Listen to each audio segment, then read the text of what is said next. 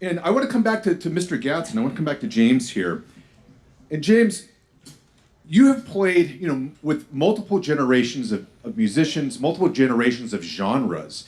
You were originally trained as a jazz drummer. Right. And I wonder if you could just begin by explaining to the audience, what is the role of a drummer within an ensemble in terms of the concept of, hold on a second, make sure your mic is on there. Well, the primary role of a drummer is to keep time. Yeah, explain and keep all the instruments in sync, with the rhythm. If I start a rhythm, don't go under the apple tree, anyone else but me. Anyone, it's my job to keep that cadence and keep that timing, When you were beginning in jazz, what were the typical rhythms that you had to master in order to keep everyone in time? Well, called a swing.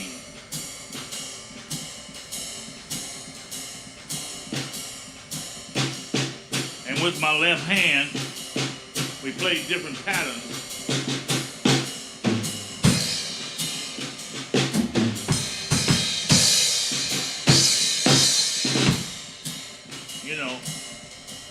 And then we had another type of swing.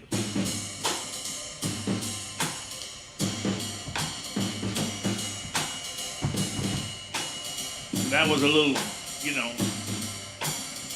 mostly jazz. And then you had the jazz blues, that it was almost similar to the jazz. Some of it had with my left hand you hear a shuffle, chit, chit, chit, chit, every day. Every day I have the blues. I'm from Kansas City, so they would call that like the Kansas City shuffle. So that was like a jazz blues situation. Then you had this is a jazz blues situation. And it sounds 4/4, but it's a 6/8. 1, 2, 3, 4, 5, 6, 1, 2, 3. Well, my baby's gone and left me and took all my money and my dog. Yeah, So you had variations of that, and then the bebop jazz, almost the same cadence, but it was maybe a little faster or faster than that, or you had a big band. The early stuff, this was a jazz beat. Then you had I know a lot of you probably heard that early, early swing. So that was like my beginning as far as the jazz was concerned. So when I came to California, I was a jazz musician. I had learned the R&B stuff, but the early R&B stuff, Chuck Berry, the twist. Well, that, passed. So I became a jazz drummer, and I didn't know anything about R&B. So when some friends of mine were on the Dean Martin show, and they said, I said, well, Kansas City is kind of a country town. So I thought that they had made the big time. So they said, come on out. And so I came out, and I like to starve to death because I couldn't play their music. Or they were playing pop R&B. So I couldn't play, so I had to learn. So the first thing that I learned was kind of a Motown. I was working with a guy by the name of Charles Wright, who was a studio musician. And so he fired me about 5 times because every time he called me, I couldn't perform. So he would say, well, man, I guess he just couldn't get anybody else. Because he was a little strange himself, too. So they had me to, he said, well, I want you to, just keep time. And keep time like this. So I kept time like that. And during the 60s, that was like the Motown. You heard the four stuff, all right. You heard this, and so I played that for about 8 months. He didn't let me. No, don't do that. Just play this. So I played that, And eventually, I started to hear different rhythms that I couldn't hear before, because by me being a jazz drummer, it wasn't, as they say, in the pocket. A jazz drummer, you're playing within the rhythms, within the atmospheric situation, or whatever you want to call it. With a R&B drummer, you're making records, so you really have to keep time. So I started to learn, and during the time that I was playing the fours, it was the hardest thing in the world for me to do, because I had been so busy playing all kind of stuff, and so I added what they call a 16 note. This is 4. This is quarter note, and then you have the 8th notes. But that still wasn't good enough for me. So I had to add the 16 notes. Now he didn't like that. So, but later on, he got rich behind it, because I made up some cadences that, it was one record called Express Yourself.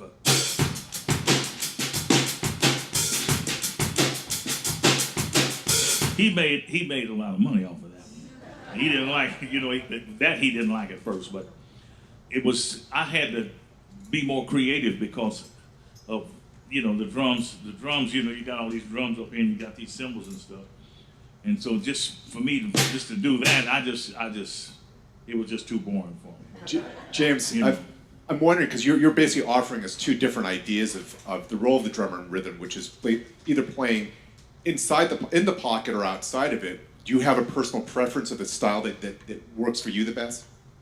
Well, I really enjoy playing in the pocket once I, from the time that I had played rock and roll, as they call it, R&B music had changed so many, they had different names for the same thing a lot of times. For me playing,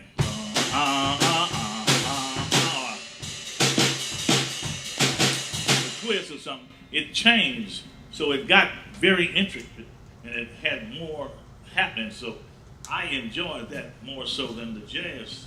I'm still a jazz lover, and jazz has progressed too. But during those times, R&B was, as far as popular music was concerned, it was it sold a lot more records, and I was able to work more, and it was a little more, we would say, a little more musical differently. I don't want to say jazz was not any difference, but you didn't hear as much jazz. You start hearing a lot of the more popular music, as they call it, the R&B stuff, in the late part of the 60s and the 70s. So I enjoyed that more so. Was that what you were saying? Yeah, that's what I was asking. And this gentleman, Charles Wright, when I'm playing that, I didn't know too much about the business, and he made a lot of money off of that, and he didn't want to split none of the money. And I sung a song called Love Land that was almost a similar beat that I had written with him, and he still didn't want to split the money. So I left, and I met a gentleman through him by the name of Bill Withers. It was Ain't No Sunshine When She's Gone. He had that record out. And so I met him, funny, through Charles Wright. And I eventually joined him. And he let me experiment a little more. By that time, I had gotten more, more into the R&B music. And so one of the first songs that was a hit record for him was a record called Use Me.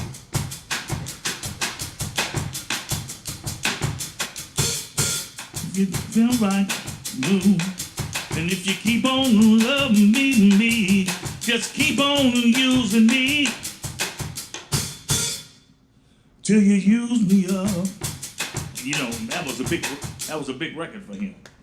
Ladies and gentlemen, he let me experiment. James, I got to experiment, a little more with my rhythms. Thank you so much for sharing that. Once again, big hand for James Gatson.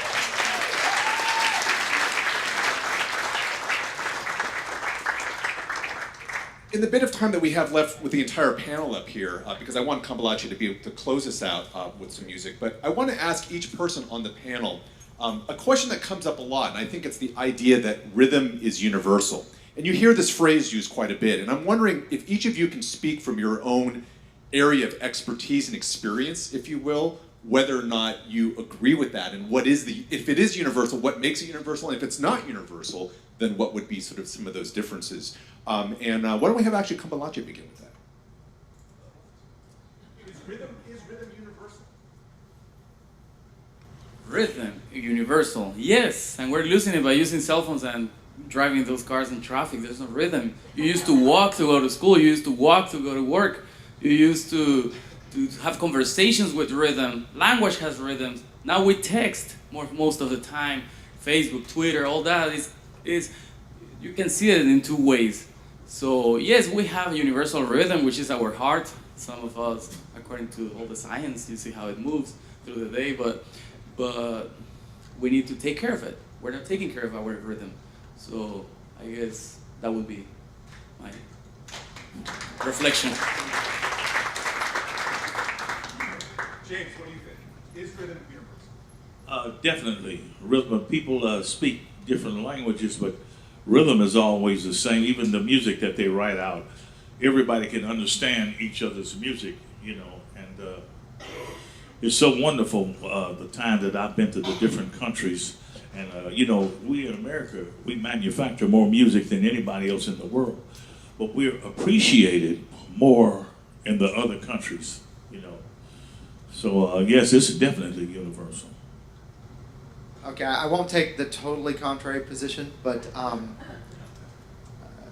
I do think that rhythm doesn't have the same meaning everywhere, right? I mean, you could actually, anybody who is a musicologist, especially an ethnomusicologist, you know, there are cultures around the world where rhythm works very differently. In other words, if we had an Indian musician who came and played, you know, the 17-beat cycle of a complex North Indian raga, I can't understand that. You know, I can, you know, you get something like George Harrison, like, oh yeah, that's trippy, you know. But the truth is, there are other cultures, China, India, some of the great cultures of the rest of the world, who have incredibly complex, developed systems where rhythm works quite differently than ours. Ours with its groups of 2s and 4s and 3s. Yes, within the world that we have made with American and Afro, really it's African diasporic music, the music that came out of Africa, that is a kind of lingua franca, right? It is a sort of, in that sense, of a universal language.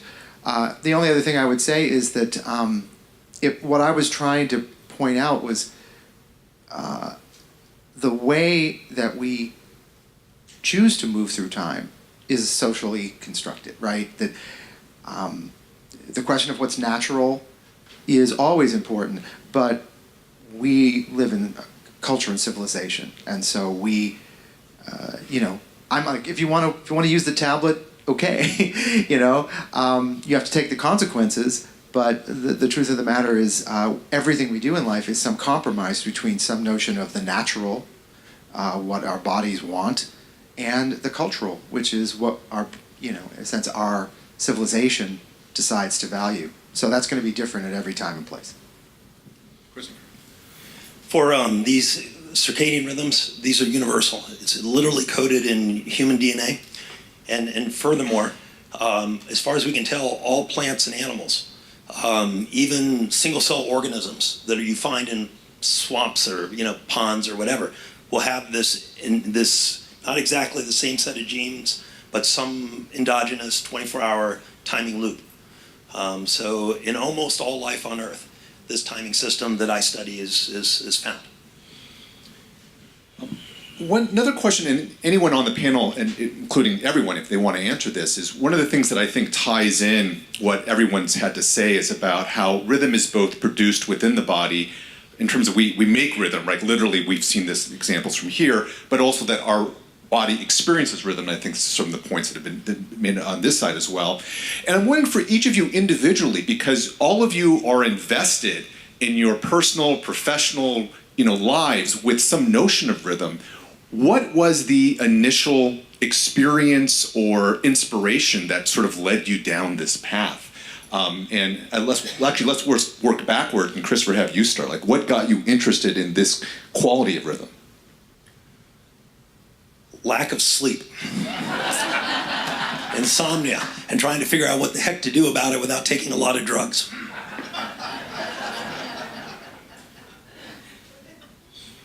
Wow. I think I thought about music before I thought about rhythm. And that has to do with the fact that I came up in classical music. And in fact, rhythm is sort of, it's not what classical music is actually known for, the complexity of its rhythm. Or you put it another way, a particularly extreme version of that driving stuff. So I was, I guess this is almost the same. Yeah, I'm like a lonely teenager with no friends. I'm sitting in my bedroom listening to like a symphony that's an hour long, which is a huge drive towards a huge explosion of emotion. I don't have a girlfriend, right? So that in a sense, that driving rhythm, the tension and then the release was really important for helping me actually, grow up, I guess. So, yeah. For me, I grew up in LA, surrounded by Chicano and Black music making, and I have to say that I'm very lucky that I was surrounded by Chicano and Black artists my whole life.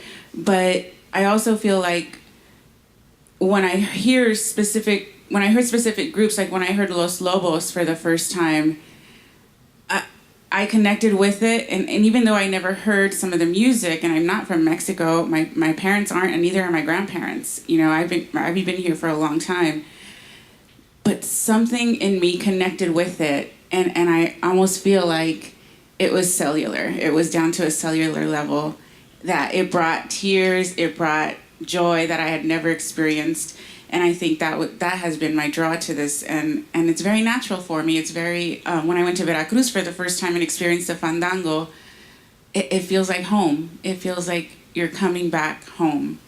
So that's how it was for me. Real quick, can you just explain to the audience what the fandango is? Okay, the fandango in the son jarocho tradition. Son jarocho is the music we play. It's from Veracruz. It's traditional to Veracruz, southern Mexico. And the fandango is the celebration. It's the party. It's where this box here is the center, but it's much, much larger, probably maybe a third of this stage. And it's a community gathering where musicians and dancers and people who cook and people who sing and people who write verses gather and tell stories through verse and song. Dance, fall in love, fight. It's like a microcosm of community life. All right, so what brought me into my music, my rhythms, was the joy, the happiness of these little guitars called jarana. I was a teenager. I wasn't that happy. Problems at home and all the things in the neighborhood. I didn't agree with any. Like, I don't like this, I don't like that. I hate my life, kind of thing. But back in the 80s, so when I was looking for a friend to go play soccer during recess at school, someone told me that he's in that little room. I was like, that little room? I never went in there. So as soon as I walked in there, I heard this music, and they weren't great musicians, but they were doing something right. And that sounded right to me and resonated with me. So he was a little embarrassed and tried to hide the instrument and say, what do you want? We go, no, wait, what's that? So as soon as I did my first chord, because I played a little bit of guitar, so I was able to do it, and boom, it just fooled me of joy and happiness. So I said, I want that. I need more of this. And I went off for years. James, how about you? Well, I've been hearing rhythm, I guess, since I was about 3 years old. My father was a drummer. He was a musician. he did not want me to be in the music business at all. But he didn't have such a good time. But I've been hearing it. The wind sounds rhythmically to me. I used to hear the trains. You can hear the rhythm in the trains go by. You can hear cars on certain streets when they hit certain bumps or something. You'll hear a pattern of different rhythms. So all of that is a connection, for me, because it gives me ideas of certain things. So I've been into rhythm, I guess, since I didn't understand what it was, but I felt that it was something that corresponded with me.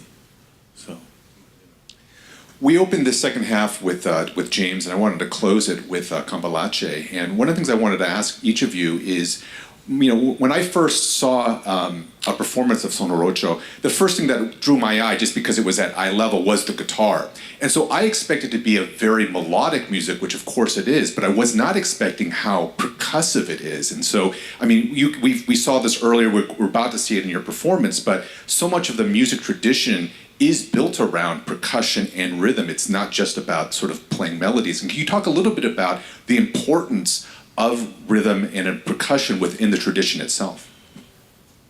Xochi explained the fandango, and there's no fandango without tarima, and without tarima you don't have the heartbeat of our celebration. So that's how important it is. So you have to understand what happens here, and it might not that elaborated or sophisticated than other cultures, because we also have to understand that music-wise, we went through crazy experiences, slavery, and before that, the North Africans getting into Spain and then creating culture. When it gets into Mexico, what we know now as Mexico, as Veracruz in specific, we lose a lot of information. But when we get together with an Afro-Colombian drummer and you say, wait, we have the same code, it becomes something magical, but there's no magic, but it's history. And the same thing happens with other cultures that are close to your music. So the percussion in our music is probably basic, but it has its importance on how you relate to others, how you relate to the guitar, to the vocals. We have soft steps. Of when someone sings, you give space to that person to be heard. But then we have space for the dancers to develop whatever they want to do, and they have a certain step that tell us, okay, now you can go back and sing, or we share the space, the sonic space. So the experience is more important at that level than in the musical melodies. We repeat, we go in cycles, we have the call response. We do that a lot. We have minor, major keys. Anything you want to add? So, will you grace us with a performance to close things out, and if you want to preface it with an explanation of what it is that you're about to perform? Sure. We will close it out if Mr. Gatson graces us with some accompaniment, because we're gonna play La Bamba, and La Bamba is a traditional song that Richie Valens in the 1950s took and he rocked it out. And it's iconic, right? It's iconic. We're coming up on 30 years of his movie, the movie about his life. And, we think it's really important that when our cultures fuse, or when we crossfade, as Josh Kuhn would say, in and out, we're able to code switch in and out. And instead of feeling I don't belong here in this country, or I don't belong here, I belong in both, and I'm gonna take from both, and I'm gonna be both. And I think that's what we're gonna do. And I would like to really invite you to jam with us a little bit. I'd love to. If I may just point something out. Music is universal. I love this choice. We're going to do some universal music. Not the least of which is that when Richie Valens was first recording some of his biggest hits, he recorded at Gold Star Studios in Hollywood, which is a studio that Mr. Gadsden played in when it still existed. So the fact that you would choose this creates a wonderful serendipitous synergy. Could not be happy to see what you guys are about to do.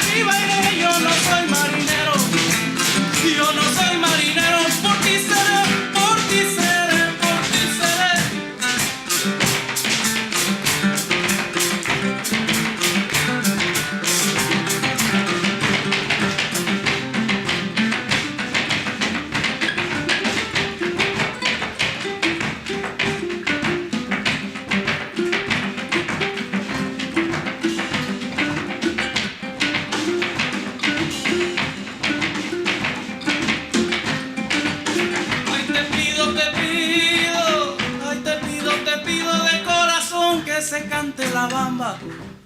Que se cante la bamba con percusión. Ahí arriba, ahí arriba. Ahí arriba, ahí arriba, ahí arriba. Yo no soy marinero. Yo no soy marinero, pero seré, por ti seré.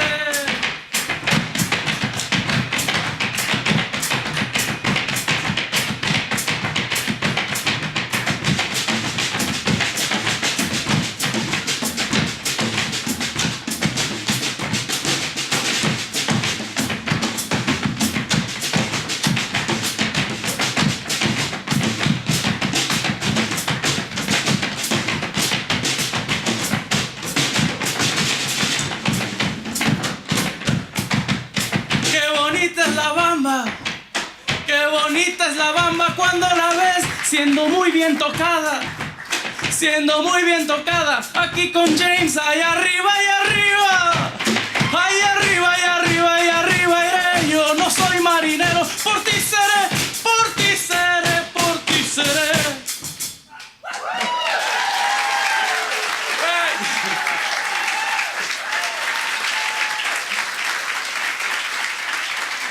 Thank you for those ones who didn't understand the last verse. It was improvised.